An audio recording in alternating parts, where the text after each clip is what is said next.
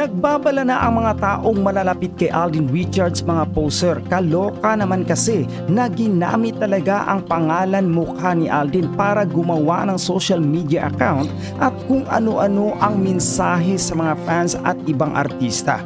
Ginamit talaga ang pangalan mukha ni Alden para awayin si Daniel Padilla. Sa dami ng nakakakilala kay Alden, hindi siya ganyan magsalita. Hindi siya ang tipo ng artista na iipal sa kung kani-kanino. Unang-unang magalang magsalita si Alden at hindi siya ganyan gumawa ng mensahe. At yes, magalang nga siyang mag-post ng personal niya na mas inuuna nga niyang ipaalam ang mga ganap niya sa showbiz kesa personal na eksena sa buhay niya. Kaya hindi talaga kapanipaniwala ang mga kaek-eka na ganyan. Kaloka lang na kayang-kaya talagang gamitin ang pangalan mukha ni Alden at ang masakla pa, carry rin nilang ipa-blue check ang fake o pusher account na yun. Pinost na nga ng GMA7 ang mga legit account ni Alden. Ang Instagram niya ay may blue check rin na may 4.3 million followers. Ang Facebook account naman niya ay may blue check rin na may 4.3 million followers. Ang Twitter account niya ay may blue check din na may 5.9 million followers. Malinaw yan kaya huwag paniwalaan ang mga poser account na inaaway pa si Daniel para kay Catherine. Kasi itong mga nagpapalabas ng fake news ni na Alden at Daniel, bakit meron ding blue di ba? Na ibig sabihin, di ba legit pagka merong blue check? Bakit gano'n? Fake naman pala. Bakit may blue check? Ay, naku, Nay, kasi kinaka-copy-paste yung nilalagay sa account na nilalagyan yung account mismo na dinidikit na nilalagyan ng blue. Kaya magmumukhang, mukhang certain legit. Kahit kung hindi totoong account yun, kopya. Kanina nga, Nay, meron kang account, sinagot ko nga na kung ano na mga pinagsasabi. Ikaw, Christy Fermin, ako may blue check pa. Alam mo, sinagot ko. Walang account si Christy Fermin. Yun lang, okay? Bye. Parang awa nyo na po. Matagal ko na pong ipinakikipaglaban kahit anong social media account po ay wala ako. Ang telepono ko po, E52 pa rin hanggang ngayon.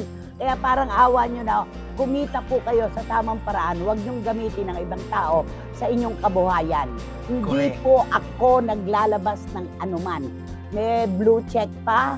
Gawin nga nilang red. Sige. Total feisty sila. Gawin nyo red. Diba?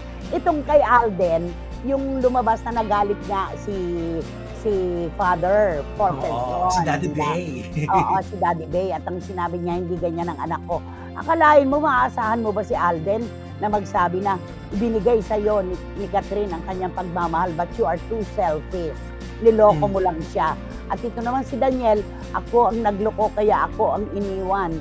Na kulang na raw yung panahon para siya ay magbago pa. Kaya parang inaamin niya na siya talaga yung nagloko, parang ganon. Nako, wag po, alalahanin po natin, hindi po sila ganyan. Lalong-lalo na po si Alden Richards, hindi natin maaasahan na mag-post po ng mga ganyang mga kalokohan. Diba? Correct. Kaloka. Tapos eto pa na, di ba, na-awardan si Alden ng best box office king. Naku, may lumang video na naman si Daniel na sinasabi niya, bakit ako? Hindi ba ako box office king? Mas marami ko nagawang pelikula. Lumang video niya, gano'n sinasabi niya. Kaya mag-iingat po tayo, sa pamimili ng ating ikiklik at babasahin. Yan pong may mga blue check na yan, hindi na po garantiya ngayon yan na ang may-ari nung account ay legit talaga dahil nagagawa na po nilang dayain talaga at nalalagyan ng blue check kahit hindi lehitimo. Tama. So, nakakahiya kayo. Ayan, mapapasana all ka na lang po talaga na lalo na po sa mga gaya ko may bubog tungkol sa tatay. Exit daw po muna si attorney no case. Sabi ni Lara May Abrigo, balik ito kay Richard Gutierrez. Totoo naman, di ba? Dapat tularan ang isang Richard Gutierrez na napaka-responsableng ama. Bibihira ang ganyan, sabi ni Tita Nene Ulanday. Babasahin lang po natin bago tayo lumayo. Okay. Ato, sabi ni Randy Balaguer, Nay, ang blue check po ngayon sa Facebook at Instagram ay nabibili na sa Meta ng 500 pesos per month. Ako po may blue check din. subscription sa Meta. So, it's so mura. Love you, Nay. Uy, nabibili daw. 500 a Ay, month. Oo, Ano may Pinarerentahan na nabibili. pala ngayon to. Pinarerentahan na pala to monthly. Ano ba Correct. yan? Nako, Randy Balaguera, thank you so much sa iyong ipinadalang mensahe. Kuhang-kuha ang gigil ko ng mga nagkakalat ng fake news na yan para silang kabute na nagsusulputan. Sabi naman ni Tita Julie Paras. Una po, kilalanin nating mabuti yung mga personalidad, yung kanilang imahe. Doon naman makikita mo di ba? Kung ano ang kapasidad na magsalita ni Alden at ni Daniel. Di ba?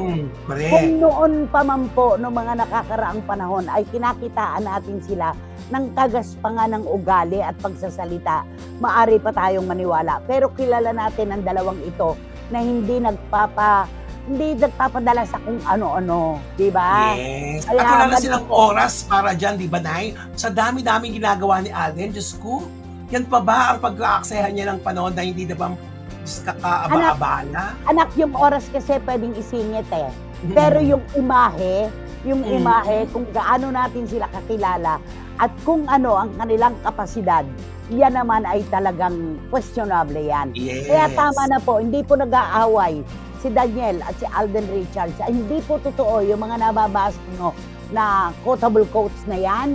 Nako, mga quote card na yan. Hindi po totoo yan. Maniwala po kayo, kaya mag-ingat po tayo. Mamili po tayo ng ating lulunukin, iluwa ang hindi kaya ng ating sikmura. Ganun lang yon.